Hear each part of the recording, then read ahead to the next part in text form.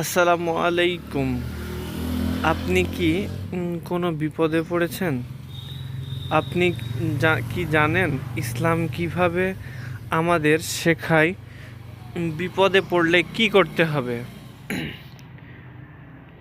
মূল অংশ: প্রতিটি বিপদই কোনো না কোনো কারণে হয়ে থাকে, আর মুসলমান হিসেবে আমাদের করণীয় আল্লাহর দিকে ফিরে আসা, তওবা করা এবং দোয়া করা।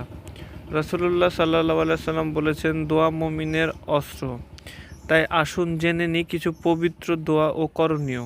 ১ নম্বর, ইউনূস আলাইহিস সালামের দোয়া, লা ইলাহা ইল্লা আনতা সুবহানাকা ইন্নী কুনতু মিনাজ জালিমিন।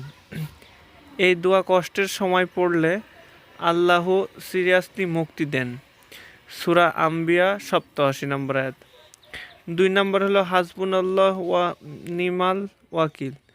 এটি বিপদের সময় সবচেয়ে বেশি কার্যকর। আল্লাহই আমাদের জন্য যথেষ্ট, তিনি উত্তম সাহায্যকারী।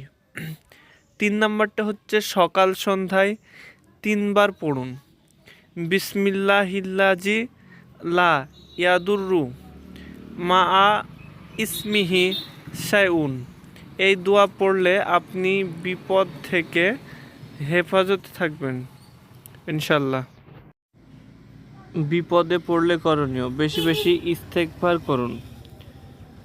২ নম্বর হলো নফল নামাজ আদায় করে আল্লাহর কাছে কান্নাকাটি করুন। সাদকা দিন, কারণ হাদিসে এসেছে সাদকা বিপদ দূর করে। সবর ধরুন, ধৈর্যশীলদের জন্য আল্লাহর পক্ষ থেকে বিশেষ প্রতিদান রয়েছে। শেষ কথা, আপনি এখনই আল্লাহর দিকে ফিরে যান, বেশি বেশি দোয়া করুন, ইনশাআল্লাহ আপনার সব বিপদ দূর হবে। এই ভিডিওটি শেয়ার করুন যেন অন্যরাও উপকৃত হতে পারে। কমেন্টে আপনার সমস্যার জন্য আমাদের জানাতে পারেন, আমরা আপনাদের জন্য